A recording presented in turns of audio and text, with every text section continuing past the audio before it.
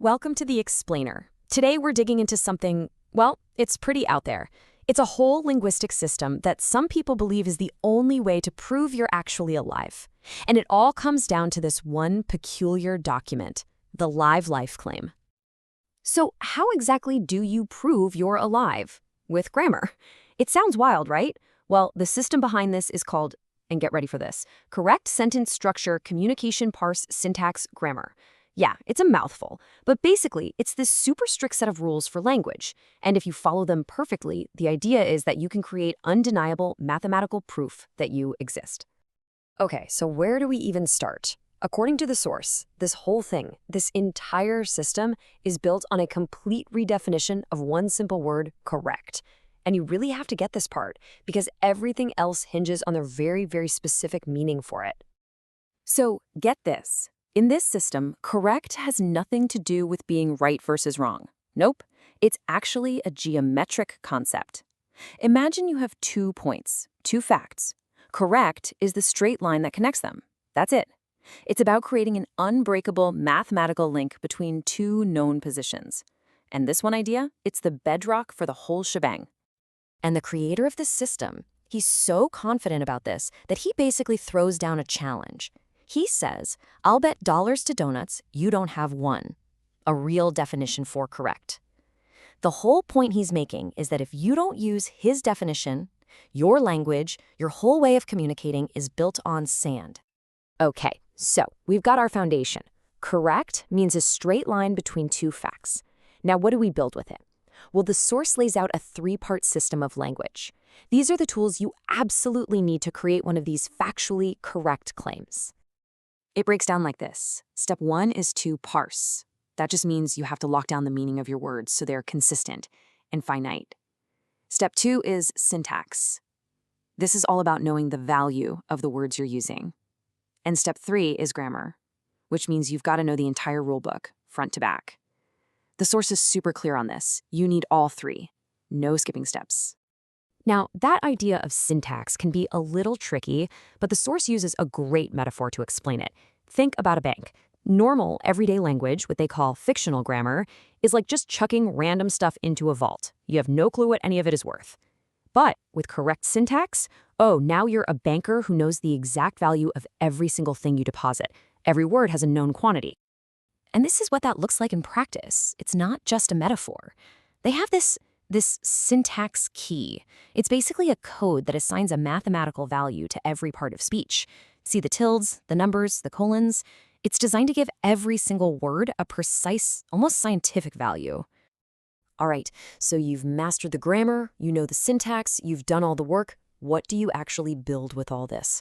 The end product is the live claim, and the source is really, really clear about what this thing is, and maybe even more clear about what it isn't. Let's start with what it's not. This is not some kind of magic shield. The speaker is super blunt about this. He literally says a bullet will still go right through it. So no, it's not going to physically protect you. Its supposed power is all in how it communicates. So if it's not a shield, what is it? Well, its main job is to be a multi-witness verification. Basically, it's a document where a bunch of people officially witness and verify one simple thing, that the author is, as a matter of fact, alive. That's the core of it, to create a record witnessed by others that you are a living being. Okay, so how do you actually build one of these things? It's not just about writing something down. This is a very physical process. You're actually assembling a bunch of very specific, tangible items onto a single document. Yeah, this is way more than just a signed piece of paper. You're putting together a collection of physical evidence.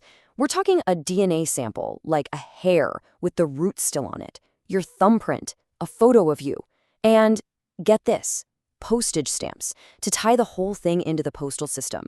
It's like part legal document, part time capsule, part science project. And remember, we mentioned witnesses? Well, the number of witnesses is absolutely critical. According to the source, there's a magic number, a minimum you have to have for the claim to even be considered authorized. And that number is 3. So why 3? There's a whole logic to it. The source lays it out like a hierarchy. 1 witness, that's just an opinion. 2 witnesses, now you've got a certification. But 3? 3 is what gives you authorization. That's the number that supposedly turns the claim into a documented, undeniable fact within this system. They're also incredibly strict about what you can and can't claim on this document. You can only claim things that are permanent, unchangeable facts. Think your date of birth, your mother, your gender at birth.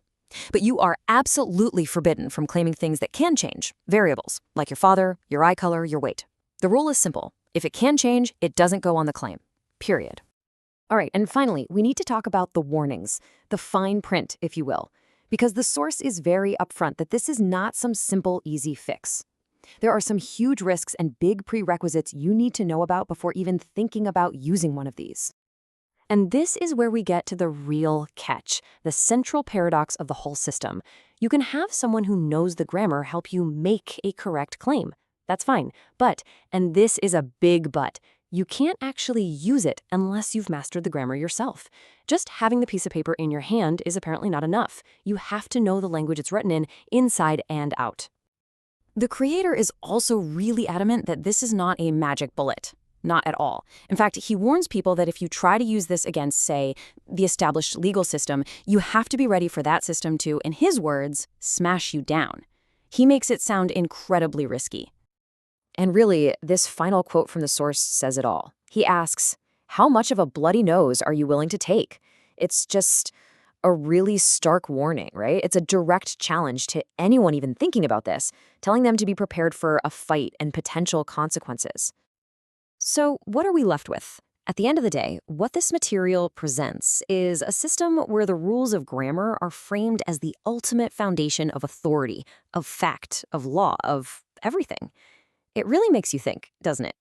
When does a system for communication cross the line and become a system for control?